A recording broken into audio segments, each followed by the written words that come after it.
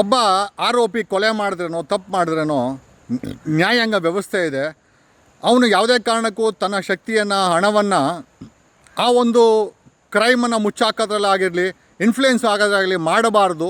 ಆಮೇಲೆ ಕೊಲೆ ಅಂತ ತುಂಬ ತುಂಬಾ ಒಂದು ತೀಕ್ಷ್ಣವಾದಂಥ ಕೆಲಸವನ್ನು ಮಾಡಿದಾಗ ಸಮಾಜ ಆತನನ್ನು ತಿರಸ್ಕಾರ ಮಾಡಬೇಕು, ಆತ ಬುದ್ಧಿ ಕಲಿಬೇಕು ಮತ್ತು ಸಮಾಜಕ್ಕೆ ಬಂದು ಸೇರಿಸ್ಬೇಕು ಅನ್ನೋದೇ ಒಂದು ಮೂಲ ಉದ್ದೇಶ. ಆ ವಿಚಾರದಲ್ಲೇ ನಾವು ದರ್ಶನನ ಆ ಒಂದು ಕೊಲೆ ಆದಾಗ ಆ ಒಂದು ಸಾಕ್ಷ್ಯಾಧಾರಗಳ ನಾಶಪಡಿಸಾಗ ನಾವೂ ಕೂಡ ಆತನನ್ನು ಇಷ್ಟಪಟ್ಟಿದ್ವಿ ಕೂಡ, ಒಬ್ಬ ನಟನಾಗಿ ಇಷ್ಟಪಟ್ಟಿದ್ರು ಕೂಡ.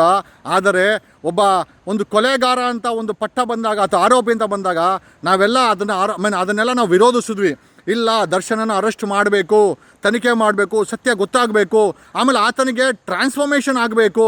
ಆಮೇಲೆ ಆತ ಟ್ರಾನ್ಸ್ಫಾರ್ಮೇಷನ್ ಆದಮೇಲೆ ಅಕಸ್ಮಾತು ಕೋರ್ಟು ಶಿಕ್ಷೆ ಕೊಟ್ಟರೆ ಓಕೆ, ಇಲ್ಲ ಅಂದರೆ ಆತ ಬಂದು